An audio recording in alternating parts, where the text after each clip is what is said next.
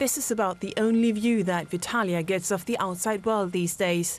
She's too weak to walk more than a few meters and has been suffering from almost constant headaches and heavy nose bleeding since the 5th of January.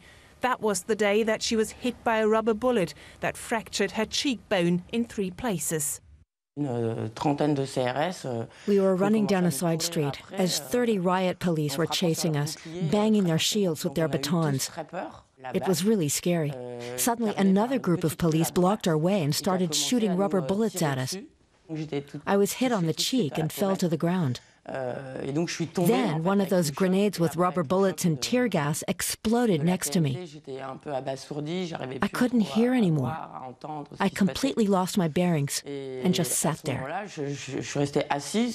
Someone helped her to get out of the crowd, but what she saw that day keeps her up at night. The mere sight of policemen now gives her panic attacks. When I turned around, I saw police hitting protesters with their batons. They didn't ask questions, they just beat everyone. It reminded me of very dark periods of our history. They seemed crazed. It was frightening. It was unrestrained violence. She's not the only demonstrator to have suffered life-changing injuries.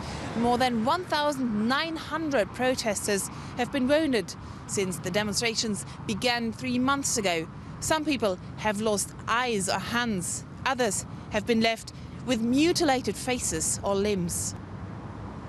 Human rights groups say the police have been getting more violent.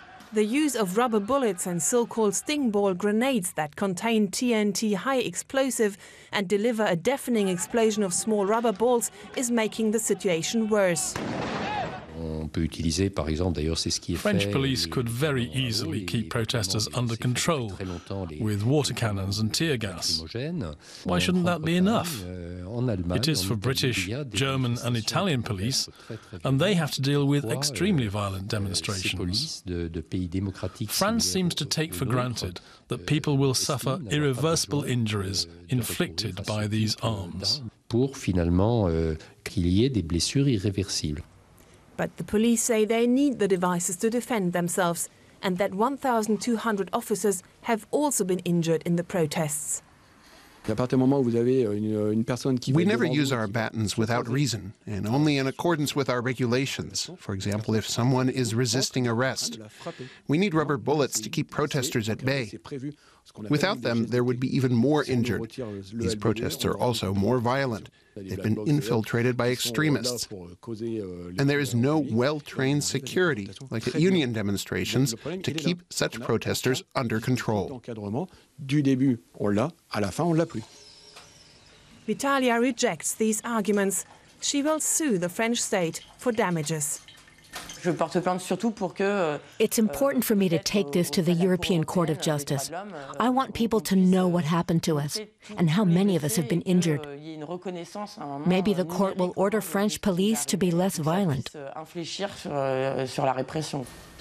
Even if she wins the case, Vitalia has lost faith in her country. Once she feels better, she's planning on leaving France and the violence she has experienced.